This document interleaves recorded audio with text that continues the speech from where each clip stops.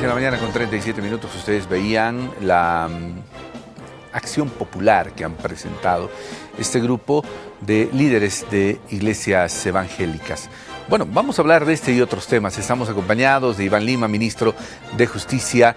Vamos a hacer también una evaluación de la justicia del 2021 y también hablaremos acerca de la cumbre que se viene este año. Ministro, bueno, primero desearle mucho éxito este año, que pueda llegar prosperidad a su hogar y también que dentro de las funciones que usted cumpla pueda cumplir todos los objetivos que seguramente ya están trazados como ministerio. Buenos días, ¿cómo está? Muy bien, muy buenos días. Siempre es un gusto estar acá. Primer programa que vengo en el año y desearles todo lo mejor este tiempo que iniciamos. Bueno, a ver, ministro, usted ha visto parte de la nota de este grupo de personas que acá en La Paz, pero también en Santa Cruz, han presentado estas acciones populares pidiendo de que se inactive, si vale el término, estos decretos que han sido emitidos por el gobierno. ¿Cuál es su visión acerca de este tema? Lo has planteado en términos precisos. Hay dos acciones populares, en La Paz una, otra en Santa Cruz. Hay, entiendo, dos amparos constitucionales también. El de La Paz todavía no lo conozco, pero sí hay uno ya presentado en Santa Cruz. El argumento es muy parecido en todos los departamentos. Desinformación, argumentos que no son reales, te refiero a los principales. Hay en el derecho internacional normas que se dan en los diferentes gremios a título de recomendación. Le llamamos en derecho soft law, son criterios de recomendación, pero para tener vigencia en el país deben tener una aprobación mediante una ley. Está circulando mucho en redes sociales, en grupos de WhatsApp, del Código de Nuremberg, de las declaraciones de Helsinki, de todo lo que ha ocurrido en el mundo para algo que ha sido tan cruel como la Segunda Guerra Mundial. A partir de los juicios de Nuremberg se plantea la necesidad de que todo el tratamiento médico sea ético y no se utilice a los seres humanos para algún experimento o para algo que no esté en contra de los principios que definen estas normas. A partir de eso se construye una serie de argumentos que son unas falacias. Por ejemplo, que en Argentina se habría dado ya una acción constitucional con los mismos argumentos a favor de quienes están en contra de la aplicación de vacunas. Esto no es verdad, evidentemente hay una medida cautelar, pero no hay decisión de fondo. Se utiliza información que no es real de la Corte Suprema de Estados Unidos, de algún médico, de algún senador. No hay información real en ninguno de esos dos ámbitos. Ninguna de esas dos decisiones son otra cosa que noticias falsas que se está distorsionando, pero creo que hay que entrar al fondo del problema. Lo que tenemos en los dos decretos no es una obligación de vacunación, se le está planteando al ciudadano una alternativa. Si tienes el esquema de vacunación, presentas tu carnet. Y si no deseas vacunarte, lo que debes hacer es presentar una prueba PCR que sea una prueba que le confirme al resto de los ciudadanos en una situación de aglomeración que no se va a producir un contagio de una enfermedad que es en la variante Omicron y en otras variantes muy contagiosa. Tener una persona enferma, que sepa que está enferma en un lugar de aglomeración, en una fiesta, en un partido de fútbol, en un lugar donde existe un contagio masivo, es realmente muy grave. Las demás medidas de seguridad se están ratificando en el decreto, el barbijo, el aislamiento, la distancia, y no se le está diciendo a las personas que no se han vacunado que vayan a su casa y como en el pasado terminen encerrados por tiempos indefinidos. Lo que se les está planteando es que cuando tengan que acudir a un centro con aglomeración, si no están vacunados, por su salud, por la salud de los demás, lleven una prueba de PCR negativa. Esto me parece que es lo más amplio. No estamos planteando que cada semana se hagan la prueba PCR. Lo que estamos diciendo en el decreto es que cuando vayan a un lugar con una aglomeración, lleven la prueba PCR por su salud y por la salud de todos. Por lo tanto, no existe materia constitucional en este caso, y menos en las dos normas que lo que buscan es cuidar la salud de los bolivianos. Sí me parece que ha dado un resultado positivo de información, de llevar esto al debate, que todos estemos hablando de este tema, porque es un tema en desarrollo en el mundo. El Tribunal Europeo de Derechos Humanos ya ha definido, en un caso contra Checoslovaquia, que la vacuna sea obligatoria para los niños en la primera franja de edad. Ese tema está en discusión en la Corte Suprema de Estados Unidos, evidentemente. El 7 de enero va a haber una audiencia sobre esta temática. Todos los tribunales del mundo están trabajando sobre esto y nuestro país no podía quedar aislado. Lo importante es que sea un litigio limpio, que no se lleve información falsa y que se discuta sobre la Constitución. El artículo 35 y el Pacto de Derechos Civiles y Políticos nos obligan como gobierno a prevenir las epidemias como esta. Y es lo que estamos haciendo como gobierno nacional. Perfecto. Ministro, pasando a otro punto ya, me imagino que su gabinete está preparando ya esta cumbre judicial. ¿Cuáles son los aspectos importantes que se van a tomar en cuenta? ¿Cuál va a ser la hermenéutica de trabajo que se va a tener?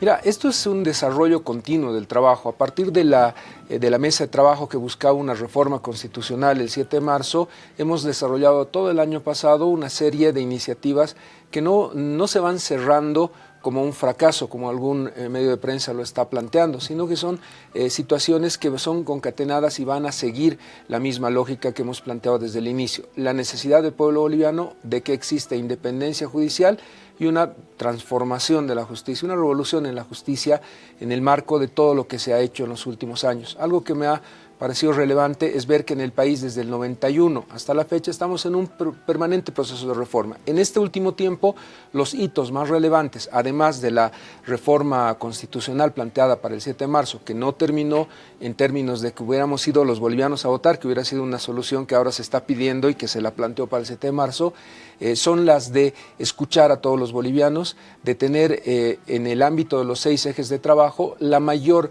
participación social. Ayer el presidente ha dejado claro que todos están invitados a este trabajo, a estos documentos que en su versión en borrador están circulando ya entre los magistrados, los colegios de abogados, las universidades, los consejeros. Se ha terminado en el tiempo previsto los 6 documentos, son más de 400 páginas que no se han entregado a los medios de comunicación porque son un documento borrador que se está enriqueciendo con el aporte de todos. Ayer, en la inauguración del año judicial, planteábamos con todos los magistrados, las autoridades de Sucre, que un principio fundamental de la reforma es la independencia judicial. Es uno de los 6 ejes de la reforma.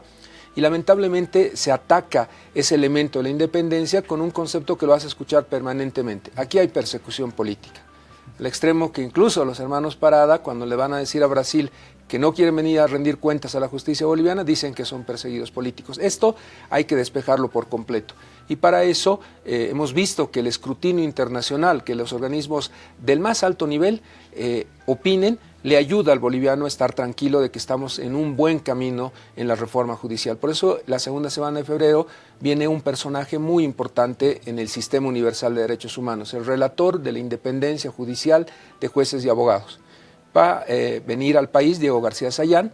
Es un acuerdo que ha hecho el gobierno con Naciones Unidas para que esta persona venga al país un tiempo importante en febrero y luego redacte un informe sobre cómo está encarándose esta reforma para garantizar justamente la independencia judicial, que puede escuchar a todos, como pasó con el GIEI, y el boliviano esté tranquilo de que su gobierno está actuando con pasos firmes, seguros, para garantizar este principio de independencia que es fundamental en la reforma. Me decías, ¿qué se está haciendo? Seguimos con este proceso de diálogo porque en marzo no podemos llegar a una cumbre en la que en 3 días se resuelva la situación de la justicia. Debemos aprovechar estos 3 meses para que el documento base y el diálogo, el debate, el escuchar las propuestas ciudadanas de distinguidos juristas que ya han aportado elementos, sean recogidas, sean debatidas y lleguemos a un acuerdo nacional que englobe a todos los sectores el mes de marzo. Ese es el plan, tener en marzo ya una política pública del país rumbo a una reforma que no va a ser de 3 años o 4 años, que va a tomar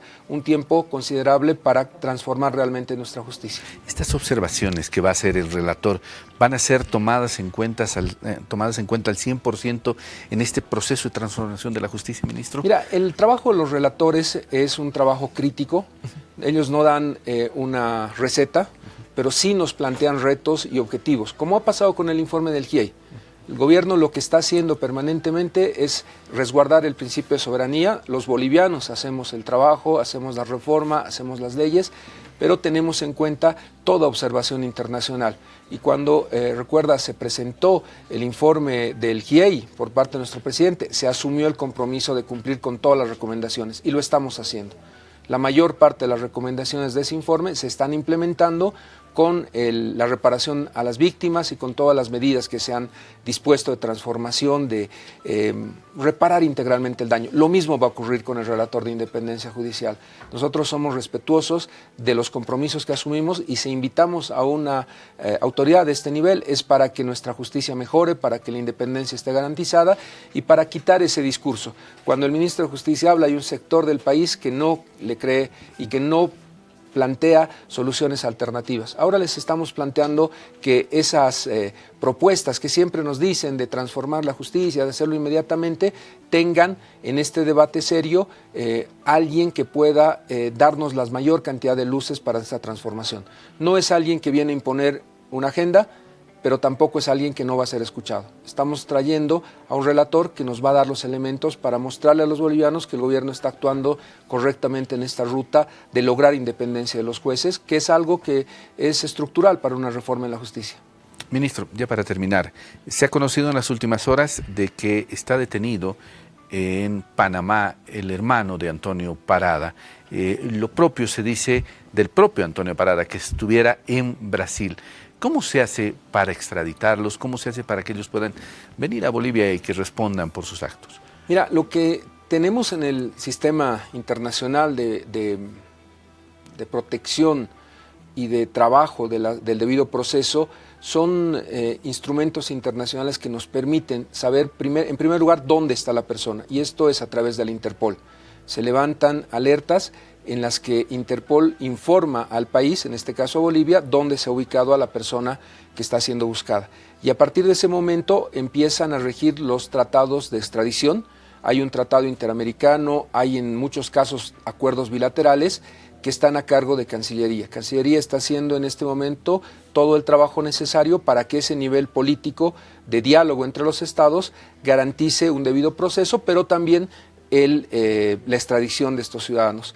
Este trabajo luego tiene una fase judicial en la cual interviene nuestro Ministerio Público, el órgano judicial, para hablar con el órgano judicial y Fiscalía de Panamá y terminar con una extradición. En este momento estamos en un procedimiento de detención preventiva con fines de extradición y esta situación se va a dar en todos los casos en los cuales sea necesario que el órgano ejecutivo contribuya a que personas requeridas por la justicia o el Ministerio Público lleguen al país. El máximo compromiso, el máximo esfuerzo de lograr que vengan al país y que puedan rendir cuentas a la justicia quienes están siendo en este momento procesados por estos casos. ¿Qué es lo que pasa en este caso? A mí me ha llamado mucho la atención, ministro, de que el fiscal departamental, teniendo la denuncia con anterioridad, cuando, según la información que se tiene, el alcalde, Johnny Fernández, realiza la denuncia, en realidad no se activa todo lo que se ha activado después de que la esposa de Antonio Parada ha tenido que salir a los medios de comunicación.